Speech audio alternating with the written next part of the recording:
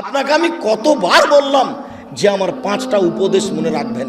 আমি আব্দুর রাজ্জাক বিন ইউসুফ আপনার জন্য জাতিকে 5টা উপদেশ দিয়ে গেলাম। এক, আপনার জীবনের সবচেয়ে জরুরি কাজ কোনটা? এর চেয়ে জরুরি কাজ পৃথিবীতে নেই, সেটা হলো সালাত, নামাজ। মনে রাখতে হবে আপনাকে। পৃথিবীবাসী, আমি আব্দুর রাজ্জাক বিন ইউসুফ আপনাদের দ্বীনি ভাই হিসাবে মহিলা পুরুষ সকলকে বলে যাচ্ছি, মানুষের জীবনের সবচেয়ে জরুরি কাজ পৃথিবীতে, কাজ হিসাবে, কর্ম হিসাবে এর চেয়ে জরুরি কাজ পৃথিবীতে নাই। সেটা কি? সালাত। জীবনে এর সাথে কোনোদিন আপোষ করিয়েন না। একে শক্ত হাতে দমন করবেন, টাইম হলে আদায় করতে হবে যথেষ্ট। কোনো দিন 5 মিনিটের জন্য এর সাথে আপোষ করবেন না।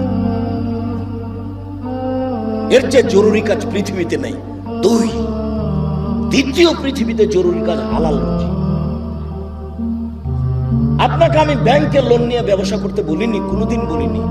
চকলেট দিয়ে ব্যবসা করতে বলেছি, তাহলে লোন নেওয়া লাগবে না। চকলেট দিয়ে যদি আমি ব্যবসা করি তো লোন নেওয়া লাগবে না। লোন এত খারাপ, লোন এত খারাপ, লোন এত খারাপ যে লোন যেন আমি না করি, এই জন্য আল্লাহর নবী দিন রাত পরিত্রাণ চাইতেন। সালাম ফিরার পূর্বে এমন কোনোদিন জীবনে একটা দিন ঘটেনি যে এই দোয়া বলেননি। দোয়ার শেষ বাক্যটা হচ্ছে আল্লাহুম্মা ইন্নী আউযু বিকা মিনাল মাগসাম ওয়াল মাগরাম।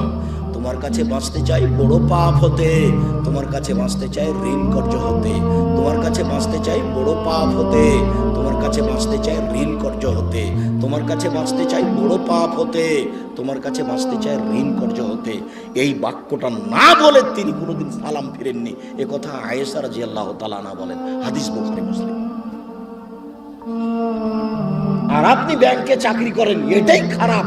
আবার আপনি 30 লাখ টাকা লোন নিয়ে বাড়ি করলেন, ছেলে মেয়ের জন্য রেখে চলে গেলেন, আর জাহান্নামের যা মরার সাথে সাথে আপনাকে কবরে পুঁতাইতে লাগলো। আপনি একটু কিছু বুঝলেন না, হুঁচলার মতো দিন কাটাচ্ছেন। জাপানে ওদের ভাষাতে যে বুদ্ধি দিয়ে কাজ করে না, ওকে বলে হুঁচলা,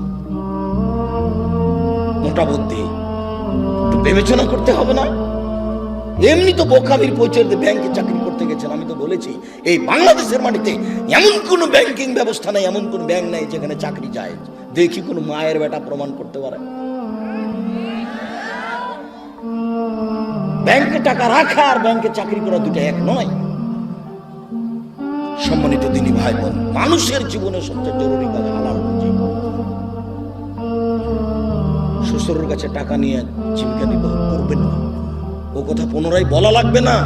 শতবার বলেছি যে যৌতুকের টাকা দিয়ে চাউল কিনে ভাত খেয়ে ইবাদত কবুল হবে না।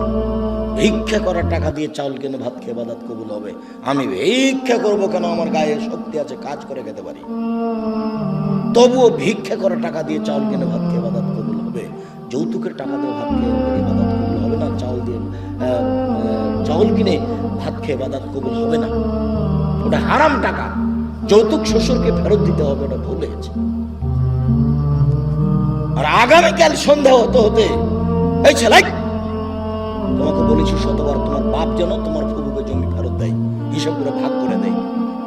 আগামীকাল সন্ধ্যা হতে হতে আপনি বোনের জমি দিয়ে দিবেন। আপনার বাপ মারা 10 বছর হলো। বোনের জমি মানে পরের জমি। পরের জমি খান কেন?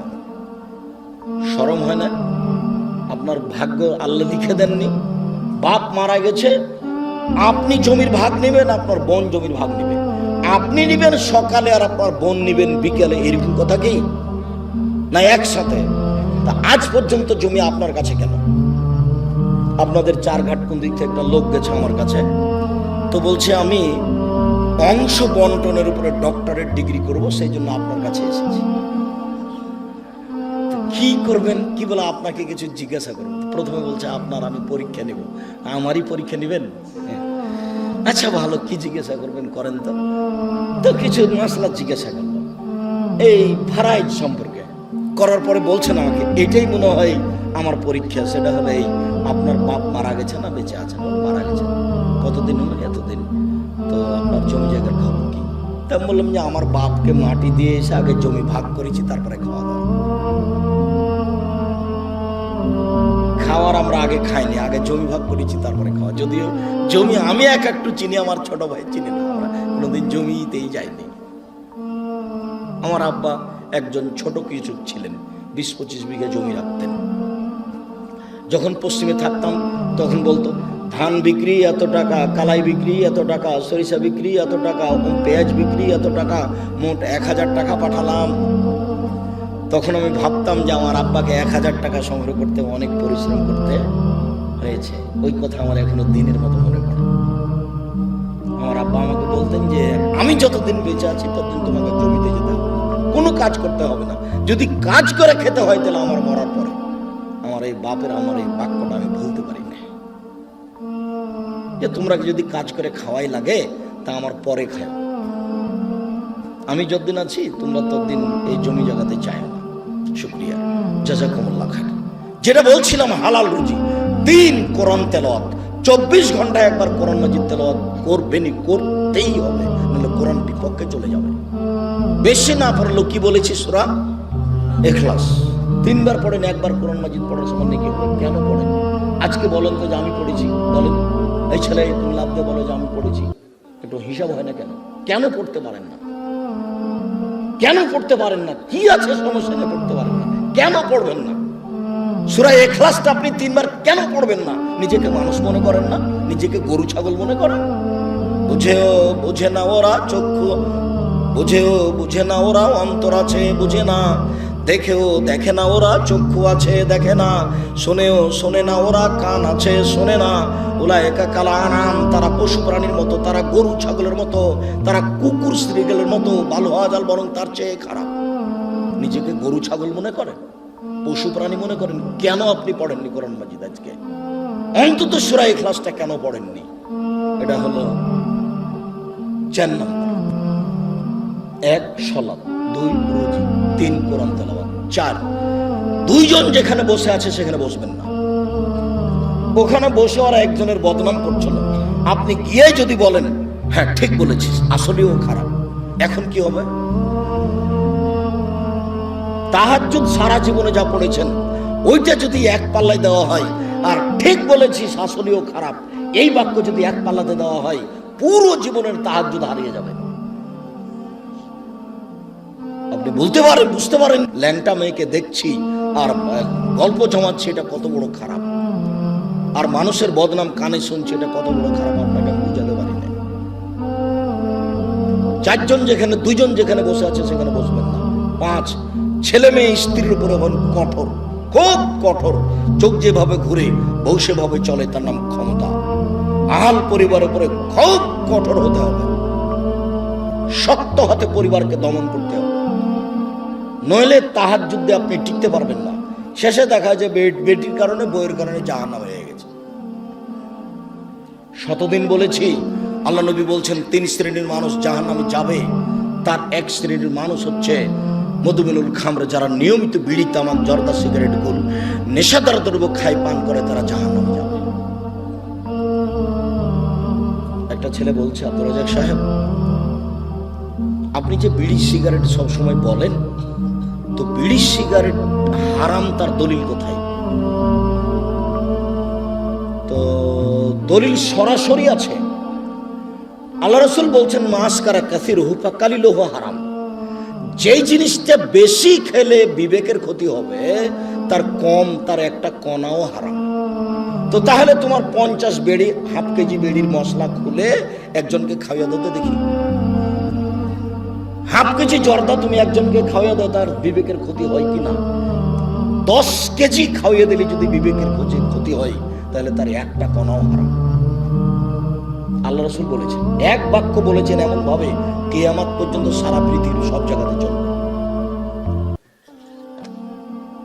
কাজেই হালাল রুজি খাবেন, আর জরুরি প্রয়োজন ছাড়া কোথাও বসবেন না, আর পরিবারের উপরে খুব শক্ত, খুব কঠোর হতে হবে।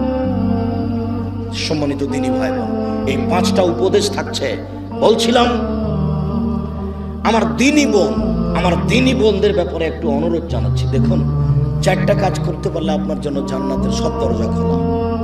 আপনি 4টা কাজ করেন, জান্নাতের যে কোনো দরজাতে যেতে পারবেন। আমি বলিনি এই কথা মুহাম্মদ সাল্লাল্লাহু আলাইহি সাল্লাম বলেন। 1 সালাত খামসা, 5 ওয়াক্ত সালাত আদায় করুন। এই ছেলে, তোমরা ওখানে ভাবে দাঁড়িয়ে কেন? বসো। দিনী ভাই বোন, আমি আপনাদেরকে অনুরোধ করছি, আপনারা দয়া করে দোকানপাটে কেউ থাকিয়েন না, রাস্তাঘাটে চলাচল করিয়েন না। এখন কোনো কাজ করার প্রয়োজন মনে করেন না। আপনার আমি কিছু না কিছু উপকার করবই করবো ইনশাআল্লাহ। আপনিও যেমন কষ্ট করে এসেছেন, আমিও তেমন কষ্ট করে এসেছি। আমি 7:30 8টার দিকে বাসায় পৌঁছেছি। বরিশাল বরগুনায় ছিলাম রাতে। বরিশাল বরগুনা থেকে আমি রাতে বক্তব্যের পরে যাত্রা আরম্ভ করে সকাল 8টার দিকে আমি প্রতিষ্ঠানে পৌঁছেছি। এটা নিয়ে আমার কোনো খেয়ালই ছিল না। এশা সালাতের পরে অবগত হয়ে আমি আসলাম। আমি কষ্ট করে এখানে এসেছি, আপনি চায়ের স্টলে বসে থাকবেন? আপনাকে আমি মানুষ মনে করব? কেন আপনাকে আমি মানুষ মনে করব? আল্লাহ আপনাকে পশু প্রাণী বলছেন, আমি কেন বলবো? আপনি পশু প্রাণীর মতো। পশু প্রাণীর মতো না হলে আমি দিনের কথা বলছি, আপনি ওখানে বসে থাকবেন কেন? সম্মানিত দিনী বোন, এইদিকে শোনেন। এই মেয়ে শোনো, 1 5 ওয়াক্ত সালাত, 2 সমাত শাহরাহা, রমজান মাসে রোজা সেম, 3 আতাত বালাহা, স্বামীকে মেনে চলা, তিতা লাগলেও মিঠা লাগলেও মেনে চলতে হবে, 4 জেনায় লিপ্ত না হওয়া। এই 4টা কাজ করবেন, জান্নাতের সব দরজা খোলা। 4 নাম্বার জেনা। জেনা যদি হয়ে গিয়ে থাকে তাহলে এখন থেকে কান্নাকাটি করেন। যদি আপনি খালেস অন্তরে কান্নাকাটি করতে পারেন দিন রাত, তাহলে আল্লাহ জেনার পাপটাকে নেকি দিয়ে পূর্ণ করে দিবেন। আর আল্লাহ ওয়াদা করেছেন আপনার সাথে, অনাহা নাফসা আনিল হাওয়া ফাইনাল জান্নাতা হিয়াল মাওয়া। পৃথিবীবাসী মনে রেখো, আল্লাহ তাআলা বলছেন, পৃথিবীবাসী মনে রেখো, তোমরা যদি অশ্লীল কাজ থেকে নিজেকে বিরত রাখতে পারো, আমি আল্লাহ তোমাকে জান্নাতুল মাওয়া দিয়ে দিলাম। ওটা তো আল্লাহর ওয়াদা। আপনি অশ্লীল কাজ বন্ধ করেন, জান্নাতুল মাওয়া আপনার জন্য প্রস্তুত আছে। এটা মানুষে বলেননি, এটা নবী বলেননি, এটা সরাসরি আল্লাহ বলছেন। অতএব যদি কারো জেনা হয়ে গিয়ে থাকে, বন্ধ করেন, আপনি ভালোর মধ্যে চলে যাবেন। স্বামীর সাথে ভালোভাবেই চলতে হবে। আপনার স্বামী আপনাকে গালি দেয়, এ কথাই ঠিক। আপনার স্বামী আপনাকে মারে, এ কথাই ঠিক। আপনার স্বামীর মুখ খারাপ, এ কথাই ঠিক। এর পরেও কোনো উত্তর না করে পাথর হয়ে এই সংসার করেন, এটাই আমার পরামর্শ। আমি আপনার দিনী ভাই হিসেবে আপনাকে আমি পরামর্শ দিচ্ছি, যেহেতু 2-1টা ছেলে মেয়ে হয়ে গেছে, আপনি এই সংসার করেন, ওর সাথে কথা বলেন। সপ্তাহ সপ্তাহ কথা বলেন না, রান্না বান্না করে ছেলের হাতে মেয়ের হাতে দিয়ে পাঠান। আর 1 গ্লাস পানি চাইলে সামনে গ্লাসটা রেখে ঠ্যাক্কস করে রেখে দিকে হেঁটে চলে যান। এভাবে সংসার করলে আল্লাহ অসন্তুষ্ট থাকবেন, পরকাল জাহান্নাম হয়ে যাবে। এই সংসার করতে হবে না। আমার কথা আপনি মেনে চলেন, কষ্ট হোক, মুখ বন্ধ করেন, প্রতিবাদ করিয়েন না। তার সাথে মিশে চলেন, তার পায়ের নিচে দুনিয়া শেষ করে দেন, তাকেই ভালোবেসে দুনিয়া শেষ করে দেন, আপনার জন্য ভালো হবে, জান্নাত হবে। শেষ পর্যন্ত যদি বুঝেন যে সংসার হবেই না, তাহলে এভাবে ঝুলন্ত থাকতে হবে না। আপনি খোলা করে নেন। যে কোনো মহিলা যে কোনো স্বামীর সাথে খোলা করতে পারে যে আপনার সাথে থাকবো না, চ্যালেঞ্জ ঠিক করে দেন, কাজী সাহেব ঠিক করে দেন, আমাকে একটা খোলা তালাক টিকে দেন, আমি আমার স্বামীর ভাত খাবো না। আপনি করেন, 1 মাস পরে অন্য জায়গাতে বিবাহ বসেন, কিন্তু ঝুলন্ত অবস্থায় ভাবে থাকিয়েন না। মাস মাস বছর বছর স্বামীর সাথে কথা বলবেন না, এটা ঠিক। কষ্ট করে, গালি সহ্য করে, মায়ের সহ্য করে আপনি চুপচাপ থেকে সংসার মেনে নেন, আপনার জন্য ভালো হবে। যদি শেষ পর্যন্ত বুঝেন যে হবেই না, তাহলে 7 দিন পার করতে হবে না, সংসার বাদ দেন। 4টা কাজ করেন, জান্নাতের সব দরজা খোলা আপনার জন্য। আপাতত কথা শেষ। আপনি আমার দিনই বোন। 1 5 ওয়াক্ত সালাত, 2 রমজান মাসের রোজা, 3 স্বামীকে মেনে চলা, 4 জেনায় লিপ্ত না হওয়া। জেনা যদি ঘটেই থাকে তাহলে মরা পর্যন্ত কান্নাকাটি করেন, যা পাপ হয়েছে সেটা আল্লাহ নেকিতে পূর্ণ করে দিবেন ইনশাআল্লাহ। এবার আপনাদের সাথে একটু জরুরি কথা, যেটা আল্লাহ রাসূল বলেছেন, স্বামী হিসাবে, বাপ হিসাবে জরুরি কথা হচ্ছে, 1 যে মানের আপনি খাচ্ছেন বউকে স্ত্রীকে সেমানের খাওয়াবেন। 2, যে মানের কাপড় আপনি পরছেন বউকে স্ত্রীকে সেমানের পরাবেন। 3, কখনো কটু কথা বলবেন না। স্ত্রীকে কটু কথা বলা নিষেধ, গালি দেওয়া নিষেধ, নিন্দা করা নিষেধ। শ্বশুর শাশুড়ির ব্যাপারে মন্তব্য ভুলেও কোনোদিন ঘুমের ঘরও করবেন না। শ্বশুর শাশুড়ির বিরুদ্ধে কোনোদিন কথা বলবেন না। স্ত্রীকে কখনো কটু কথা বলবেন না। বলবেন না ভুলে যে তোমার রংটা কালো, বলবেন না ভুলে যে তোমার ঠোঁটটা মোটা। একবার যদি ঠোঁট মোটা বলেন 10 বছর আপনাকে ভালোবাসবে না। ওরা হচ্ছে কম বুদ্ধির প্রশংসা প্রিয় মানুষ, সব সময় প্রশংসা করে, তুমি খুব ভালো, তুমি খুব ভালো, তোমার মতো কোনো মেয়ে দেখি না, সারা রাত পাটি পেতে। তার কাছে সেবা নেওয়ার চেষ্টা করেন, কটু কথা বলিয়েন না। 4, মুখের উপর মারবেন না, কোনো সময় না, মুখের উপর মারবেন না। গালে থাপ্পড় মারবেন না, আল্লাহর নবী নিষেধ করেছেন কঠিন ভাবে। 5, ওলা তাত্র খাইল্লা ফিল বাইতে, নিজের বাড়ি ছাড়া কোথাও থাকতে দিবেন না। যেতেই পাবে না খালার বাড়ি, ফুপুর বাড়ি, মায়ের বাড়ি, নানির বাড়ি, কোনো বাড়ি যেতে পাবে না। বিবাহের বাড়ি তো অসম্ভব হতেই পারে না। দাওয়াত দিয়েছে আপনি যাবেন, আপনার ছেলে যাবে, আপনার বউ যাবে কেন? বিবাহের বাড়িতে গেলে স্বামীর সংখ্যা বেশি হয়ে যায়। কমিউনিটি সেন্টারে যাওয়ার পরে প্রশ্নই আসে না, বাজারের তো কোনো প্রশ্নই আসে না। পুরুষের পরিচয় দিবেন, কই আমরা তো কোনোদিন বাজারে যাই না, আমরা তো বেঁচে আছি দুনিয়া। আমাদের আহাল পরিবারের তো কোনো সময় বাজারে যায় না, আমরা তো আছি দুনিয়াতে বেঁচে। আপনার বউ কেন বাজারে যাবে? কেন? কাপুরুষ আপনি? বেটা মরে গেছে, স্বামী মরে গেছে, আপনি মারা গেছেন, আপনার ছেলে মারা গেছে, কেন আপনার বউ বাজারে যাবে? নিজেকে পুরুষ মনে করেন না? এই 5টা জিম্মেদারি পালন করবেন। 5 নম্বরটা খুবই শক্ত। এটাই ছিল 5টা উপদেশের শেষ। স্ত্রী পরিবারের উপর কঠোর হতে হবে, আপনার কথাই চলবে এ বাড়িতে। তাকে কোনোদিন কাপড় কিনতে দিবেন না যতদিন পর্যন্ত না বুঝেছে যে আপনি মোটা কাপড় কিনলো আমার কাছে মিঠে, চিকন কাপড় কিনলো আমার কাছে মিঠে। যতক্ষণ পর্যন্ত আপনার স্ত্রী এইটা না বুঝেছে ততক্ষণ পর্যন্ত সংসারে শান্তি আসবে না।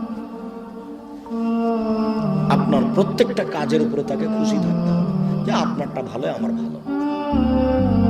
আমি নিজে থেকে বাজার করতে যাব, আমি কাপড়টাতে হাত দিয়ে দেখবো যে চিকন নয়, তখন এভাবে ছুঁড়ে মারবো, এই সংসার ভালো।